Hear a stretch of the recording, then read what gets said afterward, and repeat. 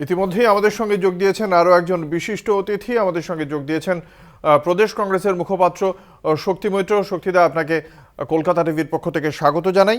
যে চিত্র আমরা দেখতে পাচ্ছি তাতে 6-6-এর পথেই তৃণমূল কংগ্রেস, হয়তো সামান্য কিছুক্ষণ বাদেই নির্বাচন কমিশনের পক্ষ থেকে ঘোষণা করা হবে। আমি আসবো একেবারে প্রথমে তৃণমূল কংগ্রেসের মুখপাত্র মৃত্যুঞ্জয় পালের কাছে। এই জয় তো অবশ্যই আপনাদের আরও বেশি আত্মবিশ্বাস জোগালো, কারণ সাধারণ মানুষ আবারও আপনাদের উপর বিপুলভাবে আস্থা রেখেছেন। এই আস্থার এই আরজিকর সহ সাম্প্রতিক অতীতে যে সমস্ত অভিযোগ সরকার বা দলের বিরুদ্ধে উঠেছিল, সেগুলো এটা কি তার বিরুদ্ধেই রায় বলছেন?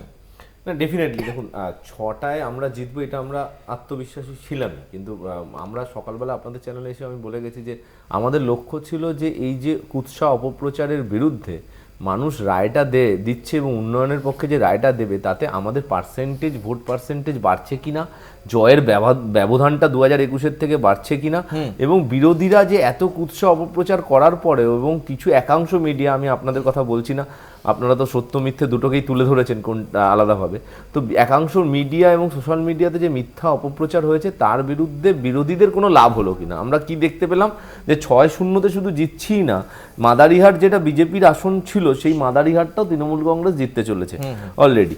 তো আমাদের নৈহাটিতে আপনাদের প্রতিনিধি ছিল, নৈহাটিতে দেখুন আমরা 63% ভোট পেয়েছি। 2021-এ আমাদের কত পার্সেন্ট ভোট ছিল? আমরা 50% ভোট পেয়েছিলাম। সেখানে দ্বিতীয় ছিল বিজেপি, 2021-এ 38% পেয়েছিল, এখন রেজাল্ট বেরিয়ে গেছে, দেখা যাচ্ছে 23%, মানে 15% ভোট কমেছে।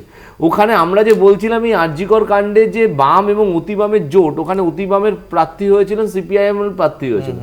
তিনি যখন 2021-এ 10% সিপিআইএম এর ভোটটা সিপিআইএমএল এর প্রার্থী পেল 6%। তার মানে আজকে দাঁড়িয়ে প্রত্যেকটি জায়গায় বিরোধীদের ভোট হলো। নির্বাচন কমিশন, কেন্দ্রীয় নির্বাচন কমিশনের আন্ডারে ভোট হয়েছে, কেন্দ্রীয় বাহিনী মুড়ে দিয়ে ভোট হয়েছে 6টা উপনির্বাচনে। তারপরে গিয়েও এই রেজাল্ট আমরা 2021-এও দেখেছি একই, 2024-এর লোকসভা নির্বাচনও দেখেছি একই। কেন্দ্র থেকে একের পর এক নেতা আসছে, কেন্দ্রীয় নির্বাচন কমিশন, কেন্দ্রীয় বাহিনী দিয়ে ভোট হচ্ছে। তারপরও তৃণমূল কংগ্রেস 2019-এর পর থেকে রেকটিফিকেশন প্রসেসের মাধ্যমে এবং মানুষের উন্নয়নের মাধ্যমে পরিষেবা দিয়ে, আপনি চ্যানেলে বসে কি বললেন, কি মিথ্যা বলছেন, তার চেয়েও বেশি নির্ভর করে মানুষ দৈনন্দিন জীবনে 365 দিন 24 ঘন্টা কাদের পাচ্ছে, কি কি প্রকল্প পাচ্ছে, অসুবিধা সুবিধা কাকে পাশে পাচ্ছে, সেইটা তৃণমূল কংগ্রেসই পাচ্ছে।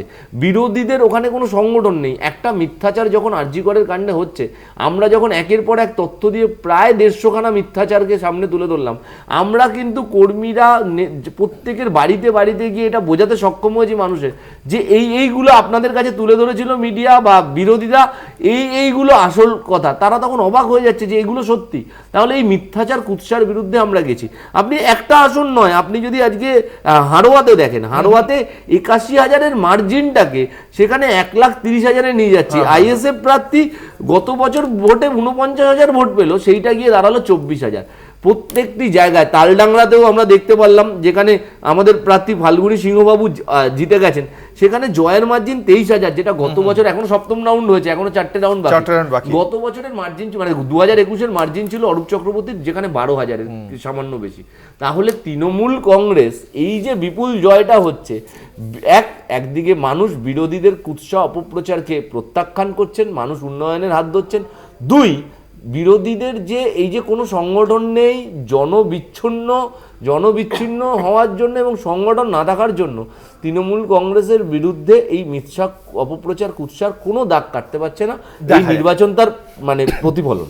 আমি আসবো প্রধান বিরোধী দলের মুখপাত্র, বিজেপি মুখপাত্র স্নেহায়ন সরকারের কাছে। স্নেহায়ন, কি মানে আত্মপক্ষ সমর্থনে কি সাফাই দেবেন? না দেখুন, সাফাইয়ের তো কোনো বিষয় নেই। বিষয়টা হচ্ছে গিয়ে যে অ্যাটলিস্ট আপনি বললেন যে নৈহাটিতে প্রবাবলি 63% ভোট পেয়েছে তৃণমূল কংগ্রেস। হ্যাঁ, 62.6। যাই হোক, মানে সেই দিনহাটা বা গোসাবার মতো 85% পায়নি, তাই সবার কপাল ভালো। বিষয়টা হচ্ছে, দেখুন, এর দুটো রিজন আছে। দুটো রিজন হচ্ছে, এক হচ্ছে যে প্রথম হচ্ছে বাংলার একটা চরিত্র ছিল যে উপনির্বাচনের জেনারেলি মানে শাসক দলের পক্ষেই মানুষ ভোট দেয়, সেইটা এখনো স্ট্যান্ড করছে। আরেকটি যেটি নতুন করে তৈরি হয়েছে তৃণমূল জামানায়, যেটা প্রধান কারণ বলে আমরা মনে করছি, সেটা হচ্ছে মানুষের মধ্যে ভয়। মানুষের মধ্যে একটা তীব্র ভয়, এবং এই তীব্র ভয়টা তৃণমূল কংগ্রেস বারংবার ঢুকিয়ে দিয়েছে যে দেখুন, সরকার কিন্তু পরিবর্তন হবে না, আগামী 1.5 বছরের জন্য আমাদেরই সরকার, তৃণমূল সরকারই থাকবে। আপনি যদি একটা বিরোধী দলের এমএলএ চুজ করে দিয়েছেন, তাহলে আগামী দিনে আপনার পরিষেবা, এই যে সোশ্যাল ওয়েলফেয়ার স্কিমগুলো আপনারা পাবেন কিনা আপনারা ভেবে দেখুন। এর কিন্তু একটা রিফ্লেকশন বারংবার এই উপনির্বাচনগুলোতে হচ্ছে।